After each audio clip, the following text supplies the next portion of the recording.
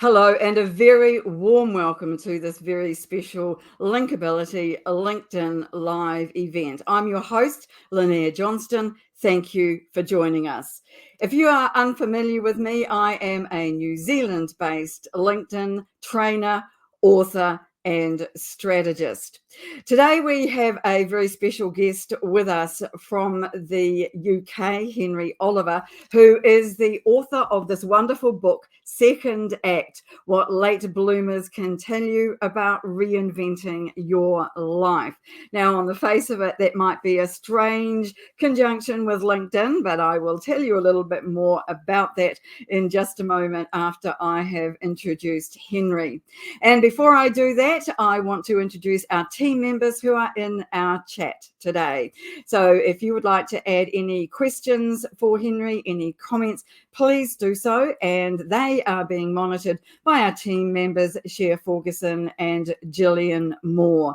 Please do say hi and tell us in the chat where you're from, because it's always interesting to know where people are tuning in from. And a special mention to our connector extraordinaire, Meryl Cass, who always makes sure that our events get very widely known. Meryl, thank you. We could not do this without you.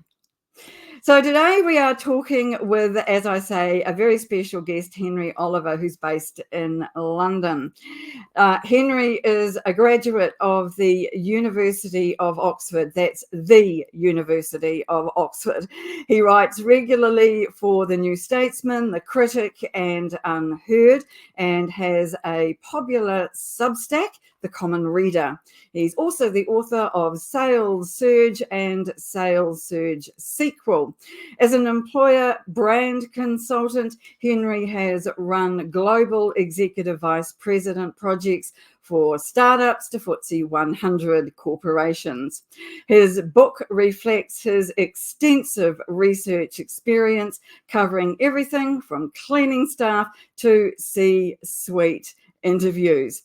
So it is a pleasure today to have with us from London, Henry, and welcome to our LinkedIn Lives all the way from New Zealand, Henry. Good evening to you. Good morning from New Zealand. Well, it's wonderful to be here. Thank you for having me. Well, it's absolutely our pleasure. Now, I've read Second Act and absolutely found it fascinating.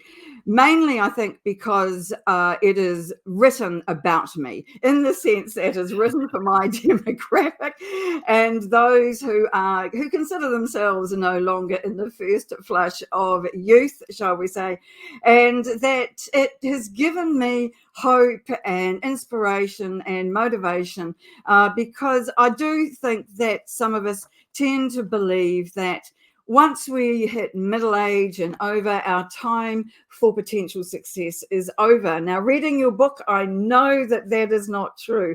It is filled with examples of absolutely fabulous and wonderful people who have achieved success in later life.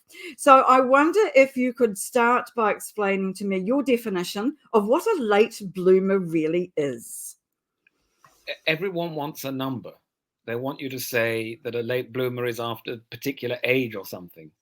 But there's no number. If you're a tennis player, professional tennis player, you might be a late bloomer at the age of 20. And if you're a historian, you might be a late bloomer at the age of 80. So it's very variable. It depends what you're doing, and it depends a lot on the individual. So the definition I use in the book is to say that a late bloomer is someone who is successful after the point when no one expects them to be. It is someone of whom nothing is expected. And so you will find people in this book who maybe you would say, well, she's not that old. Is she really a late bloomer? But at the point of success, there's been no gradual rise. There's been no, everyone's been saying for years this will happen. It seems to come out of the blue. Now, that's not really what happens.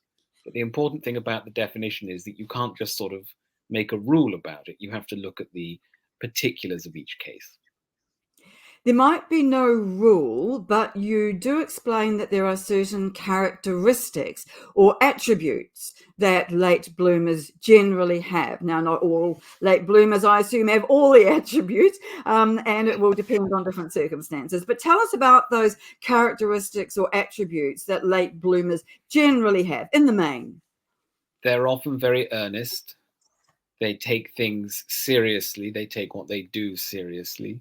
If you are Dwight Eisenhower, for example, he was so enthusiastic about tanks that he stripped a whole tank down to its component parts and then rebuilt it. So not many people do that. I think also they have a lot of curiosity, and they are very intense people. Sometimes they might be seen as a bit weird or a bit odd in some way by the people around them. But on the whole, they're sort of persistent people.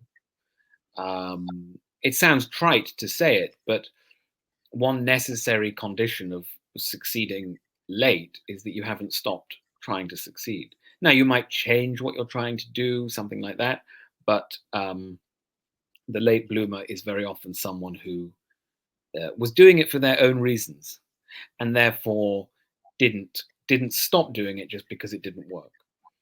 Whereas obviously if your motivation is more external, then you will be more responsive to the world's feedback. And that might be a good thing for a lot of people, but for late bloomers, it's not always the case. I found that one of the themes from the book that seemed to go right through it, because you cite a number of examples of really interesting people in all walks of life, really, who have had success later in life. And I was particularly taken by the woman who solo kayaked across Alaska when she was in her 80s. I mean, that's just more than remarkable. It's unreal, really. And I don't suppose most of us are going to either want to do that or physically capable of doing that.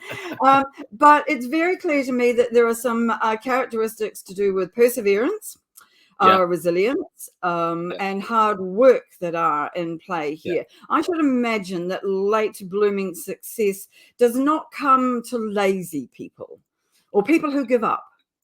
This is one of the complaints that I've had, that everyone in the book works hard. And what about people who aren't like that? One example was Proust. Someone said to me, well, Proust sat around in the salon and, socialized, and he wasn't working hard. He was just the idle rich. And then when he was incapacitated by illness, became the great author. And there are, of course, lots of examples of people who might fit a pattern more like that. I would say that very often it is a question of what we call hard work. So I don't think Proust was merely sitting around in the salon, being the idle rich. I think there was a lot more going on unseen. And I think he was obviously a very dedicated and capable reader, and was clearly thinking about art in these ways. So the hard work may not always be visible, but it has to be there in some way. I'm reminded whenever this comes up about the famous story about Oscar Wilde, who was a very excellent student when he was an undergraduate. And everyone said he must be naturally gifted, because he goes around all day in nice clothes, makes funny jokes, has tea. No one ever sees him with a book. So he must just be naturally gifted. The truth is that he would go back to his rooms and work very late into the night, studying ancient Greek and things. And no one knew. You can't see that. So I think very often hard work is a kind of hidden factor. And I would emphasize that one a lot. You're never going to do anything without doing it. Sounds very, very silly. Again, sounds trite, but actually you'd be surprised how often it's not accounted for. The lady who did the kayaking is Audrey Sutherland, probably the most fantastic example of all late bloomers in the book. She ought to be more famous. She's really great. And she wrote 2 books herself, Paddling My Own Canoe and Paddling North. They're excellent. They're short. they're page turners. They're written in this very sort of compelling tone. It's like having this very intense person sitting with you, telling you all about their journeys. I think everyone should read them. And she's a good example of hard work in the sense that she wasn't always in the kayak, doing the hard work of kayaking, but she would always be looking at her maps, working out, do I have enough tinned food? I could do some more food tinning.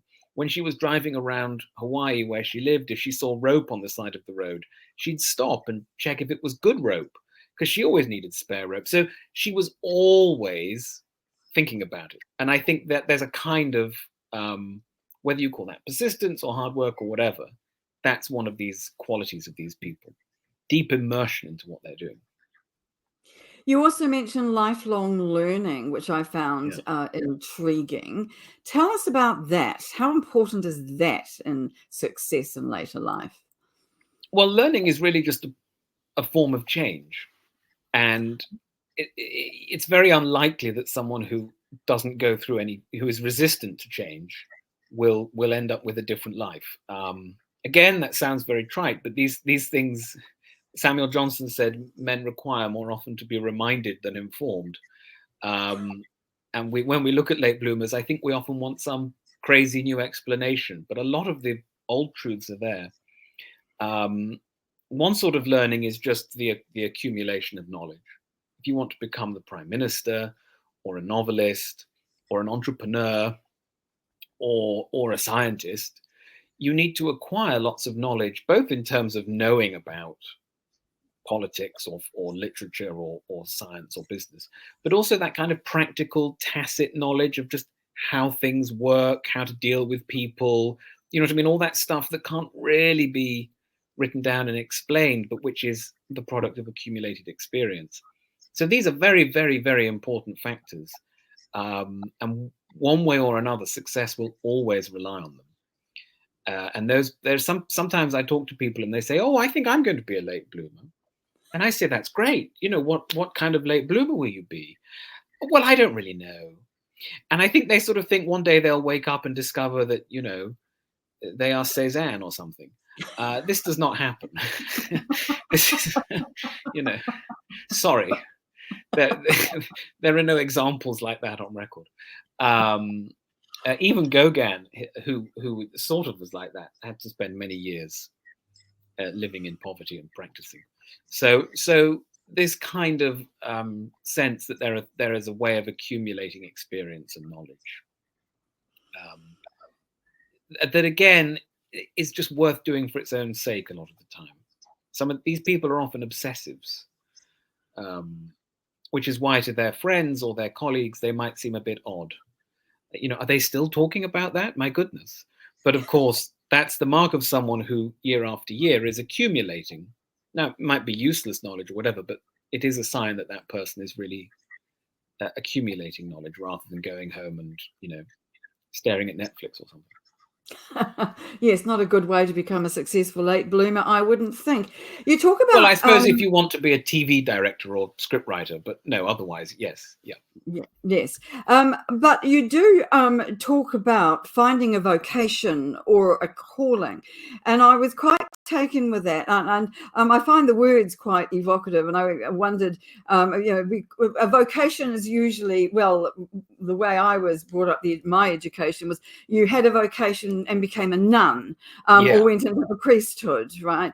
And more recent and popular culture, having a calling was based around, was a term commonly used in a popular television show. And so I wonder whether there is another word that explains what it is when you suddenly wake up one day and go, I'm not Cézanne or Gauguin, but I have come up with something I think I really want to do.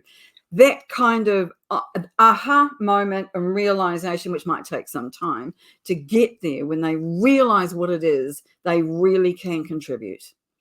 Well, I think the word a lot of people use now is purpose. Yes. I have a sense of purpose. I have a mission, all this sort of language. I don't like that. I think it's, I think it has very corporate implications and it may lead some people to hear it in the wrong way. I'm just not sure seems a bit vague to me, the word purpose. But that would be what people say. I like the word vocation, or the idea of a calling, because what I found a lot of the time with late bloomers is this is just something that they had to do. You know, Audrey Sutherland looked down from the aeroplane window and she saw some coastline on a Hawaiian island. She lived in Hawaii. She saw it on one of the islands, and she said, I've got to go down and explore that. Okay, so that, like, it just happened like that. That's a calling. That is a vocation. This happens again and again. Samuel Johnston became a writer, one of the greatest ever writers, because he just sort of couldn't put books down. He had a kind of bibliomania. So the word vocation is good. And also, I use this word because people will say, how do I know what my thing is? You know, how do I find my thing? There are two answers. The first is do some sampling. Okay, go out and do an afternoon cookery course, read an introductory book about engineering. I mean, just do things to find out if you don't know. This is the obvious thing. But the second thing is probably you already know. Probably it's difficult to get to a particular age, you know, a grown-up age, without knowing the sorts of things you like, the sort of person you are in general terms. The question is to go out and put yourself in new situations and discover that, oh, all these things about me mean that I would really like to be a lawyer or something. So you have to sort of find this balance between all the different things in the world and what you already feel in yourself or know about yourself. And again, you go to a party, you chat to some lawyers, and you think, wow, this sounds really interesting. I mean, I didn't realize that would be an interesting thing. Well, isn't that sort of like you're called into it in a way? There's something about the two-way relationship of that. There are nuns in the book. I was very, I like nuns. I'm related to nuns. I think they're wonderful. So there's a study about nuns and how they achieved their calling. And there's also a study in the book about musical callings, not professional musicians, but people who play as a hobby. And this question of if you're an enthusiastic musician when you're a teenager, and you lose it as an adult because of work and children and all these things, how do you come back to it? And there are 3 or 4 different ways it happens. And so I think you can talk about people having a calling in their lives that's a small thing, or it's not quite the same as having a true vocation in the church, but it is still, I want people to think of it more like that rather than a purpose, because a purpose sounds a bit like I found something I need to do. Whereas a calling or a vocation is more saying, this is part of me. This is something I need to be in some way. And therefore got to go and do it in the world. And so you get the sense of both sides of it, if you like. I like that idea because it also implies that they are passionate about what they're doing. Another overused word in my view, but they really can't live their lives without it. I mean, they wake up in the morning and they start thinking about it. They go to bed at night thinking about it, and they dream about it in their sleep. And so I think that that would be definitely a definition of having a vocation, is when you really feel like that about something. There's no question. But you also talk about the role of luck or opportunity, but luck also in the sense of creating your own luck. And I think hard work dovetails into luck or opportunity. And you start the book actually with the example of Katharine Graham, who took over as CEO of the Washington Post on the suicide of her husband, who had held the role previously. And I found that absolutely fascinating because she was thrust into a job which on the surface of it she was ill prepared for, but in fact she just took the whole company or corporation to great new heights and became a hugely successful late bloomer in the way that most of us could never really possibly emulate. So can you tell us a bit about opportunity and luck and how we create our own? Katharine Graham is an example of someone's life turning on the head of a pin. She was married to Phil Graham, Her father owned the Washington Post, and when he stepped aside, he gave Phil the majority holding in the company and her a smaller holding. And at the time, they all thought that that was the normal thing, because this was back in the bad old days. So Catherine Graham says in her autobiography, it just seemed like the natural thing to do. And so that was kind of the way her life was set up, that she would be somewhat involved in the paper, but was essentially a housewife. And it turned out that Phil was manic depressive, which was not a word they knew. And so she was bearing the brunt of his problems, and it completely depressed her, and it ruined her self-confidence. And she became a sort of shattered person. She'd also been bullied, I would say bullied by her mother. So she was in a very difficult position.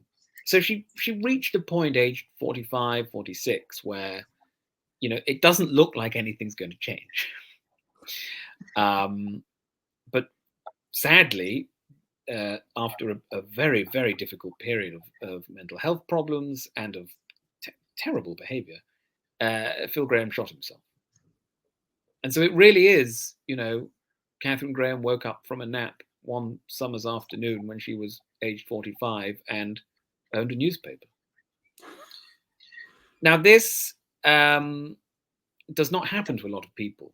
Not the specifics of that situation, but just your life turning on the head of a pin and you are suddenly the CEO. This is not a normal situation.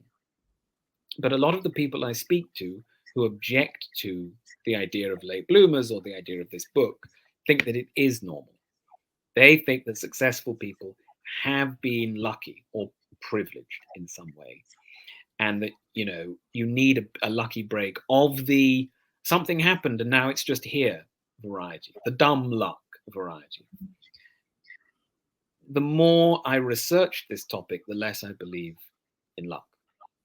And I ended up, when I wrote the book, saying, this is wrong. This is a lie. There are some dramatic stories like Catherine Graham's, and they're true and they're out there, and we all get that kind of luck in good ways and bad ways, but they get so much attention. Whereas actually, the more you do, the more of those opportunities you're going to run into. The more alert you are to the world, there are opportunities going past people all the time, and they're not paying any attention. They're too bloody busy being grumpy about how everyone else gets the luck, so they don't see the opportunities themselves, right? And some people call this increasing the surface area of your luck, which is a good way to think about it. I like to tell the story of Maya Angelou, who wrote "I Know Why the Caged Bird Sings." I'm sure you've all read it. Amazing book. And she was having real problems getting published. And she'd been in a writing program. She'd been hanging out with writers. She'd been sending her work to people. It'd been several years, and a normal story of writing. She moved back to New York. She wasn't having a good time with it, and she just was in a bad place. Now, because of her years of involvement in writing, without getting published, she was friends with James Baldwin. And he came over one day and said, "You've got to get out of the house. Come on. We're going, we'll come to this dinner party." And she said, "I don't want to, I don't want to go." And he made her go. And she said, "Okay, fine. Now, when she gets to the dinner party, there are two publishers there, husband and wife team. And they say, "Maya, who are you? Tell us the story of your life." Well, oh boy, can you imagine? Can you imagine Maya Angelou telling you the story of her life? So, of course, these people, they can't believe how lucky they are that they're like, "Can you sign a contract right now? We need you to publish this book." You know what I mean? Yes. Now, this looks like a turning on the head of a pin story. This looks like some kind of Cinderella thing where you go to a dinner party and ta-da, you get, right? But what I told you before is that she had all these years of preparation, and she's never going to get to that dinner party without having hung out with all those people and got to become friends with James Baldwin and having sent her work, right? You've got to be there to get the breaks. Partly, just imagine, right? There are two scenarios here. Does she know what her answer is before they ask? they say, Maya, tell us the story of your life. Does she go, well, the way we all do, like, oh, yum-de-dum? Or is she ready? Like, is she ready to say it? And so you begin to say, well, wait, is luck an appropriate word for the several years of hacking and toing and froing and effort, right, and all this stuff she did to actually get to that point? I don't think it is. I don't think that's luck in any sense of the word. I think she made that luck. She put herself in the way of opportunity and she was alert to it. And even when she really, really didn't want to and she was at a low point, she went to the dinner party. Now, this is much more representative of the way people actually succeed and of the way life really happens. But we only see the dinner party. We don't see all the stuff that went before, right? You say, Yes. oh, how did you get published? Oh, I met someone at a dinner party. Yeah, So then you go home and think, oh, lucky people, blah, blah, blah. Well, they're not going to say, oh, well, 7 years ago, I did a writing program and then I failed. Like, you know what I mean? No one does that. So luck, I think, is just not that big of a deal. It's not as true as obviously it's true. Obviously it's a thing. But if you think that like luck is the big factor, I don't know. If you get unlucky, I mean, I think I've been quite unlucky in some ways, but you're fine. You have to go and find some more luck. I think it's putting yourself in the way of opportunity. That's how I would describe it.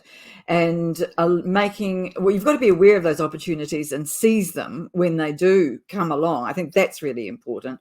But you're right. If you don't do all that preparation work, first of all, those opportunities are never going to come. But your dinner party example is a really good segue into the reason that I, as a LinkedIn person, wanted to talk to you, because I can see a role for LinkedIn in all of this, in the sense that it was all about networking with people. And you talk about that in the book and the importance of knowing people and building your network. So I would like you to explain that from your perspective, if you wouldn't mind, because I think that has a lot of relevance to what we are doing on LinkedIn, which is primarily a platform on which we build relationships, and that then can help us, when we show up at a dinner party, be able to say, yes, I know you from LinkedIn. I've seen your work. I know what you do. Would you like to sign a contract? I mean, it's not going to work like that, is it? But if you don't go to the dinner party, obviously not. But if you're not on LinkedIn and you don't have those networks,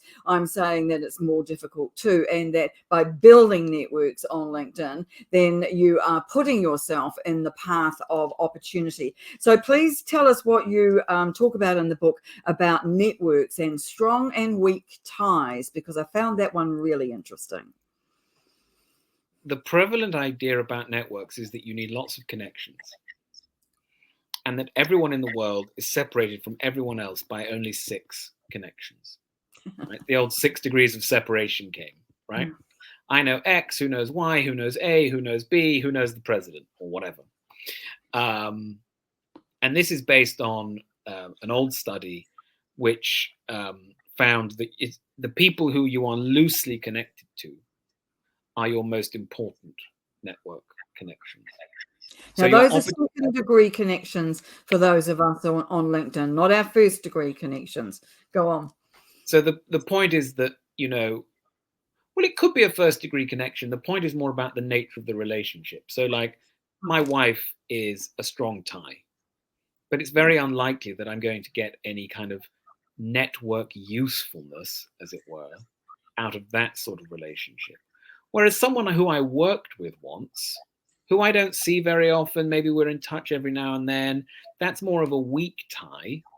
But that person is much more likely, if someone says to them, hey, I need someone to write something for me. I'm having real problems finding the right person. They might say, I know a guy. So networks, this is the old thing that we know about networks. And so what you want are connections, and everyone focuses on connections. And if you read The Tipping Point by Malcolm Gladwell, you know about connectors, right? This word has sort of become part of the language. We all know about connectors, right? But they have redone those studies. And what they found was that actually what really matters is influence. You can have many connections. How you know hundreds of people, right? You could be one of these people got a little book, all these, someone in every town. Are they any use to you? Now we all know a connector, right? Someone who knows 1,000 people or knows 1,000,000 people or whatever. And that connector gives you a lot of recommendations. They've always got a restaurant or a book or a guy you can talk to, or they've just heard this great thing, right? How many of those recommendations do you take? 1 in 100, 1 in 1,000? Not that many, right? Now, again, think about if my wife recommends something to me. Yeah, maybe I'll watch that. Oh, you better. You had better. No, but it's really not guaranteed, right? If my wife says, "Oh, I've got a friend who said that was good," okay, now we're really maybe. If you get to a 3rd degree connection, "Oh, my wife's friend's husband said it was good," okay, maybe if I've met the guy and he seemed reliable on this topic, but it's starting to get to a bit actually, how useful are these connections? You're piling up all these connections. How useful are they? Because if they can't influence you, you can't influence them. Okay, so the question of who will be helpful in my network, who will do something that is useful to me, that starts to become not do I know a guy, but do I know a guy who's influential in the right way? Right. And so this makes you think, so where do they need to be in the network? Because a lot of people want to network their way to the middle. I need to know the powerful people, the important people. I need to know the people with the biggest Twitter followings, the people at the top of the org chart, all right? Yeah. But think about this. Are those people going to do anything for you? No, the odds are falling through the floor as we speak. It's going through the floor. What you need is someone who has got the ability to get a hearing. So if your Grandma Moses, who became a very famous painter in her retirement and whose work sells for millions now, I've seen some of it in art galleries in America, and it's really quite compelling. It's quite fabulous. She put her paintings in a drugstore art sale because in those days people did things like that. And a guy from New York was driving through, and now this is dumb luck. He stopped at the drugstore to get, I don't know, get some chewing gum or something, you know what I mean? Some kind of random stop. And he saw the paintings. So it's dumb luck in one sense, but obviously if you don't put your paintings, no one ever sees them. And he found out who she was, and he went to see her, and he saw more paintings, and he said, let me take these to New York. I'm going to try and do something with this. Now, he was not a curator at a big museum. He was not an art critic on a big magazine. He was a more peripheral person. He was a collector. And so he knew a lot of people in the art world, and they knew that he was a credible person, right? He's a collector. He takes this seriously. He's not just some guy oh, this is good. No, he's been out. He's seen a whole load of stuff. He knows what's good. He knows what sells, right? He's got good taste. It took him, I think, a year, or it took him several months. But eventually he persuaded curators at big galleries to put this stuff on display. Because what he could do, unlike anyone else, he could move between all the different networks in the art world. He can go to this gallery, he can go to that gallery, right? And they all say, oh, well, we'll listen to him. Sure, he's a pretty serious guy, right? That is the sweet spot. That is how you go from being some woman on a farm to the New York Times does major coverage on your 100th birthday, and they're putting you on the TV, and you're world famous, right? Because this guy he knows where to go and find the right place in the network to get you in. This is how Margaret Thatcher became Prime Minister. There's an old story. If you ask anyone in politics, they'll say that what happened was the guy running her campaign, Airy Neve, went around and told a lie about how many people were voting for her opposing candidate. He suggested that this guy had more votes than he really did, so people would get scared and think, oh boy, he's going to win. We've got to vote for Margaret. You know what I mean? Oh, we get him out. Now, he probably did inflate the numbers a little bit. But what really happened was, obviously in politics, the party is always divided. right? You all know this. Whatever country you're all in, you all see, whether it's the left party or the right party, different groups, factions, the left wing of the party, the right wing of right, all this. So when you're running for leadership, you're in one of those groups. And some groups are not going to be interested in talking to you. The guy running Margaret Thatcher's campaign, Airey Neave, had escaped from a prisoner of war camp in the Second World War twice. Okay. Yeah. So now this is the Conservative Party in Britain in the 1970s. So at that, everyone's just got huge respect for this guy. He's kind of weird. He's a little bit irritating. He's very grumpy because he never got promoted. But it doesn't matter. Airey Neave escaped from prisoner of war camp twice. We'll take a meeting with Airey. That's fine. So there are actual diary entries from her opponent's campaign saying everyone is going into that office, from every faction, every group. How these people won't talk to us? How are they getting this? And the answer is, like the art dealer, Airey Neave was one of these connected influencers. He could go everywhere and speak to everyone. So the key thing in the network is not you know everyone, you're super connected, blah, blah, blah. The key thing is you have got the right sort of influence with the people that you need something from. How can we work that out, whether people are going to... I mean, that's a $64 million question. I get that was one of those questions. And then some, yeah. I realized what I was asking. I mean, I think in one sense, it's very difficult. It's, you know, what one of the main lessons you should take from this book is all of this stuff is much more difficult than you've been told. Okay, the bookshop is full of books saying, here's a 10-step plan. Here's some big secret. Or social science can tell you all this stuff, blah, blah, blah. No. Okay, no. If these books were true, they would stop publishing them because everyone would have done all the stuff and it would all have worked and we'd all be on the sunlit up there, right? The big lesson is it is really hard work to get that to work for you. And it is really difficult to find the right person. And this is why persistence and hard work and all these, and making your own luck and all these other factors come into play because, you know, you have to kiss a lot of frogs, as the saying goes. The best advice I was ever given about networking was from an old actress. She's fantastic. She was really talented. And she'd grown up in a little village and had gone from, you know, living in this tiny village at the end of the train line to getting into dance school and then becoming this great actress. And she said, it's very simple. Everyone you talk to, you just tell them what you want to do. And eventually someone says, oh, I know someone at the dance school. I think in her case, it was like the guy running the post office, or, you know, a completely random person. And so what you have to think is, okay, connections are important. Coverage is important in order to find the person with the sort of influence I need, not in order to find, oh, this, you know, very high up important person. Don't do it by status. Don't do it by job title. Don't do it by, I want to go to the fancy party. Right, I want to know the famous person. Do it by, this person can actually do something useful. And you might not realize that until you're there, but that's the key thing. Right. I think I'll give you one example of that. My blog, I started my blog as just some guy with a blog. And it's very difficult to go from that to something that people actually read.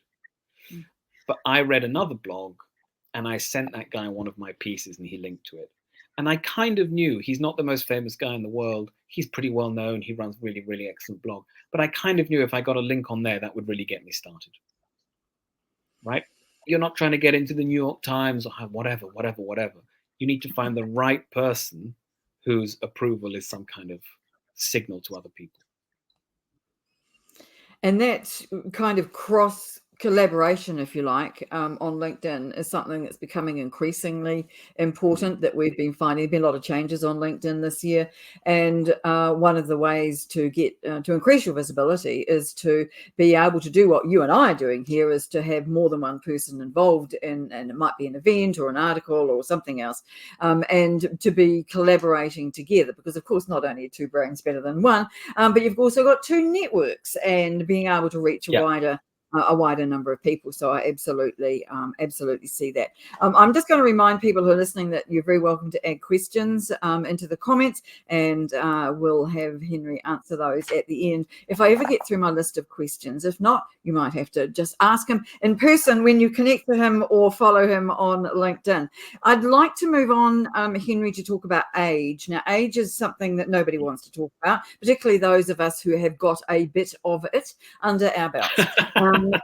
So I want to just explore for a moment or two the widely held idea that as you age, your mental faculties decline, you're less useful as an employee, your memory might not be what it was once, we might be a little bit slower in some of the things that we do, which makes us less somehow.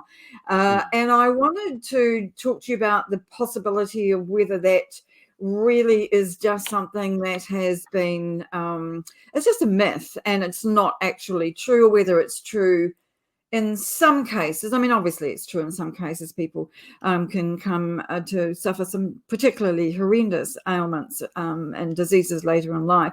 But for the majority of us, we're living longer, we're living healthier lives, we're more active than potentially our parents and grandparents were, and we have all these opportunities at our fingertips, such as talking to a London-based author across the world and across time zones, which simply weren't possible before.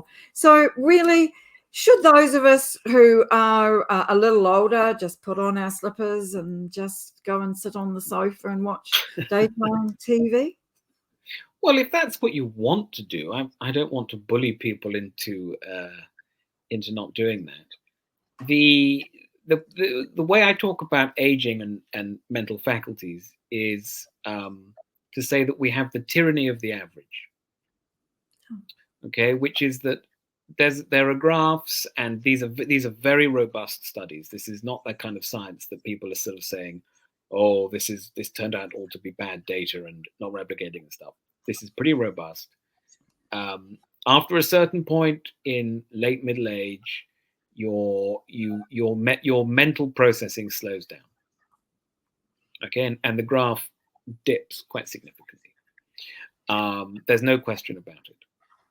And obviously, even if you're lucky and you don't get dementia or Alzheimer's or something like that, everyone will suffer some sort of cognitive decline, even if it's, very sudden and all at once at the end.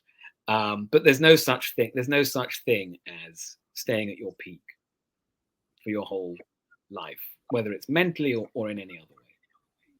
But we are told, look at this average curve, mental speed declines as you age. There was an article in The Atlantic saying people over the age of 50 should really consider whether they want to stay in executive positions because they're going to struggle with this mental decline. And then there was a book about it and all this sort of thing. My objection to this is you don't know if you're on the average curve or not. You don't know where you are on that curve. Okay? And there are lots of studies showing that there's a huge amount of variation on these findings.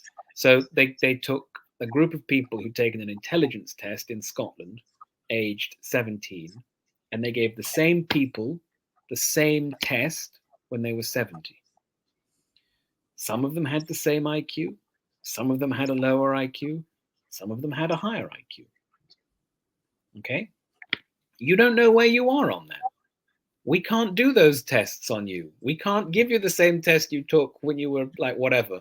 So I would just say, don't let some generalization or some graph of average findings dictate what you think your position is.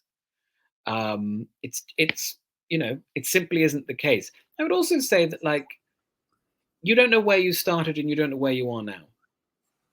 You might still be running at a really good level and be doing that for, many years ahead of you. And the idea that you should just slow down and take it easy because you're aging, that's a guaranteed way to reduce your mental capacity. Right? It's like mobility. We've all known people who in their sort of sort of get to their 80s or whatever, it becomes more difficult to get around, get up the stairs, all these things. Everyone says the same thing. You've got to keep going. Yes. The best way to preserve your mobility is to keep using it, right? Same with the brain. Use it or lose it. Yes. That's right. That's right. And the brain, people think that they have these ways of talking that suggest that the more you use it, the more exhausted it gets. Whereas in fact, it's more like a car engine. It charges itself while it's running. Okay. And so I just want to push back against this generalized thing of like, oh, you get older and your memory slows down. Yeah, a little bit, and it's inevitable in some ways, but you don't know where you are on the curve. You don't know how much there's a lot of variation. You don't know where you stand on that. And honestly, if you need some young person around to do some of the quick thinking and the memory work, but you're bringing like 50 years of experience and knowledge and able to connect all that up, yeah, great. Let them do that. That's fine. That I wouldn't call that mental decline. I would call that like trading off different sorts of capacity. And maybe that's a net positive. So I really object to this, like, oh, you're older, so you're in mental decline thing. Well, it's not true. And the data is much more mixed than we're told.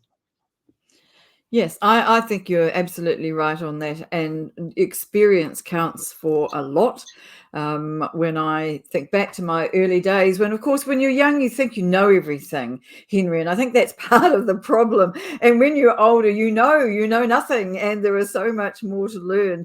And, of course, life is definitely all about learning. I wanted to return to careers for a minute, because I think that there might be a perception that you can have success later in life, but you have to have had a career trajectory that's traditional, that's, just climbing the corporate ladder over a number of years. But your book makes it clear that that's not the case. And you have a term, meandering careers, which I really like. So could you explain that for me? Let me take the example of Calvin Coolidge, who was the president of the United States in the 20s, in the Roaring 20s. Coolidge he was not one of these people who they're saying all the time, that young man's going to be president one day. He also, unusually for a politician, was not graspingly ambitious. As soon as he gets one office, he's trying to get the next one, kind of thing. He just said, I'm going to do as good a job as I can do when I'm in this job, and then we'll see what comes. And he kind of had a meandering career. He didn't have one of these go kind of careers, and he got some luck because the president died in office. But also, he had this philosophy that he'd learned from his college tutor, which was, you need to be in the swim of events. And then when things happen, you can take advantage of them. And so rather than having this like planned, linear, ambitious career, that was the approach he took. And you see this with a lot of late bloomers. Their early lives or their early careers are a kind of exploratory phase. They're doing different things. They're trying different ideas. They're just trying to be as good as they can at this. They're seeing what fits and seeing what works. And then at some point, whether it's through luck, through networks, through sheer bloody-minded determination, like whatever it is, they make the switch and they start go, do. And so these meandering careers can actually be quite useful, and you can pull different strands of those things together. It's that famous Steve Jobs quote about you can only connect the dots in reverse. And everyone knows his meandering career, right? Calligraphy and yoga and all these things that looked like hippie nonsense, which turned into making Mac computers. So this is a very general pattern among late bloomers, that they start with the explore phase and they do different things, and then they decide to make this change into what we call the exploit phase, which is, I'm not looking around and gathering ideas and trying things out anymore. I am writing my book, building my machine. I'm fighting in a war. I'm whatever it is, and I'm delivering and I'm doing. And the two things are interdependent. Steve Jobs is a very good example of somebody who had failures in his life and wasn't always a success. He had 2 attempts with Apple, as I recall from your book. So is it possible to have success earlier in life and come back and have another go at it, or be successful again later in life, Henry? Yes, I have a whole section about double bloomers. Vera Wang is a good example. She was a sort of nearly Olympic level ice skater as a teenager. And she realized, I think age 17, that she wasn't really, she was very, very good, but she wasn't quite at the sort of level of the best. So she said, okay, I'm done with this. And, went to college and wanted to do journalism and ended up going to Vogue. And again, she had a similar experience. She became, I think, deputy editor. And she looked at Anna Wintour, or the person before Anna Wintour, and said, I'm not going to do that. I'm not going to, I don't have what it takes to be that, and I don't want to do that. So I'm out again, And then she had some personal problems, and she had a kind of lull in her life and her career. And she got married, and she had not liked the wedding dress market. And her father said to her, look, you have all this creativity and to design and everything, but there's creativity in running a business too. So you should set up a business. She said, okay, I'm going to do that. So obviously then she does wedding dresses. This goes quite well, but to make it big and to become Vera Wang, she needs to move into evening wear. She gets her break for this because an Olympic ice skater needs an outfit.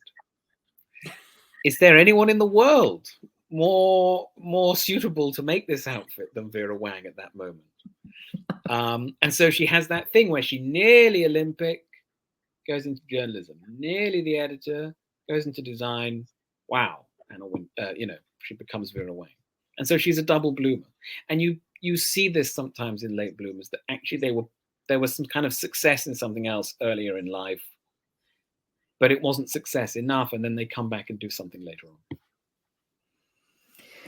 Which is always an interesting thing. You almost think that had too much luck, really, don't you, when that happens? So, a couple of questions have popped up that I'd just like to put up here now, because unfortunately it seems like we've only been talking 10 minutes, and it's a pity we didn't schedule this for 2 hours, because my list of questions has only been answered about halfway, I have to say. So anyway, let's answer David's question.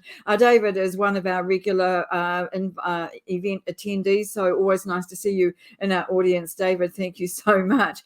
So he's asking about personal struggles being an asset to a new career. That's an interesting question, and interesting one.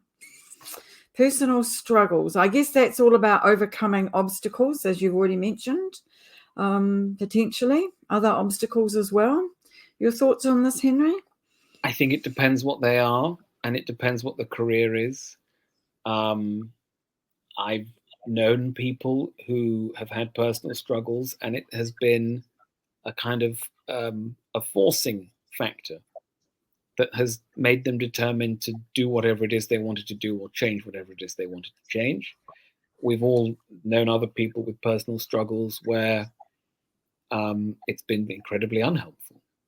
And we can all think of many stories of public figures where personal struggles have been anything but an asset. So I think it depends what they are, and it depends on your reaction to them. I'm sure they can be an asset, but personal struggles to me suggest things that could also be deeply unhelpful. I think Catherine Graham was a very good example, though, of someone who overcame personal struggles in terms of her lack of confidence, the fact that she'd been bullied and had been told she was no good in her life, and the fact that she turned out to be someone who was so instrumental in changing the media landscape, I think says volumes for how you can overcome personal struggles. Yeah. But again, like, she's a good example that those struggles weren't a help to her. Yes. she had to overcome them. They weren't any sort of asset. They were a real problem for her. Oh, no, I absolutely agree. No, that does make sense. Yeah. All right. And this is more a statement rather than a question, but I would tend to agree with this. It's like life is like a fine wine. It only gets better as you age. Do you have problems, Henry, with people saying, but you're far too young to be writing a book about people who are in their older years? I didn't mean to put that on my list of questions for you. So it's not there and it's out of the blue. Apologies for that.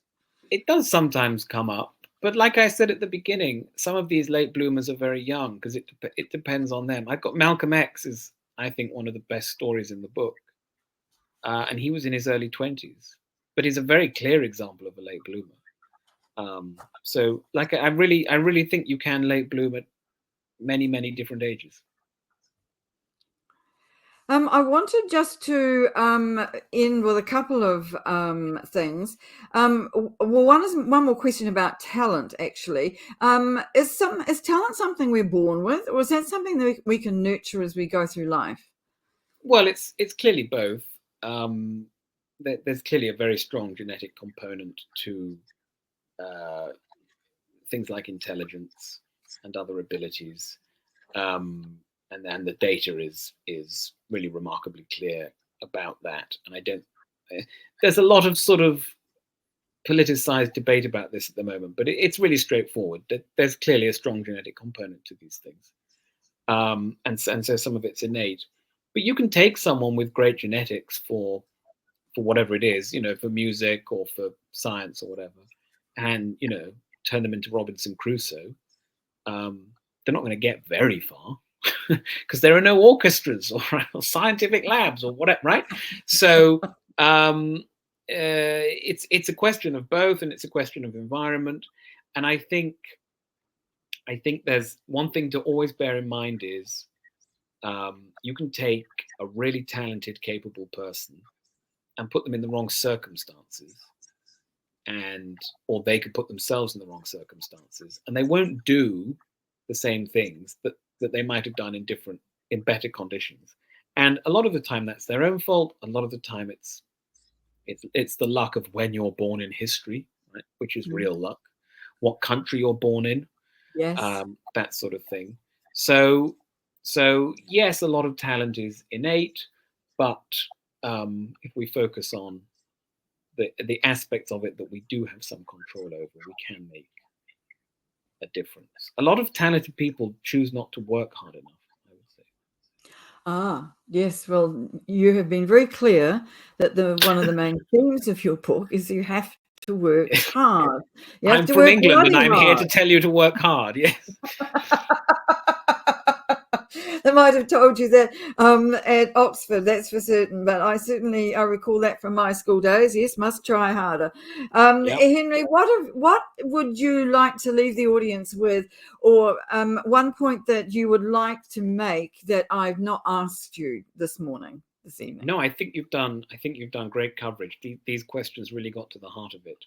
I would just say, if you don't know where you're going or how to get there, you have to break it down and do it one day at a time and make a bit of progress every day, rather than worry about making this one big, huge change all at once. That's the essence of it. A torrent is made of drips.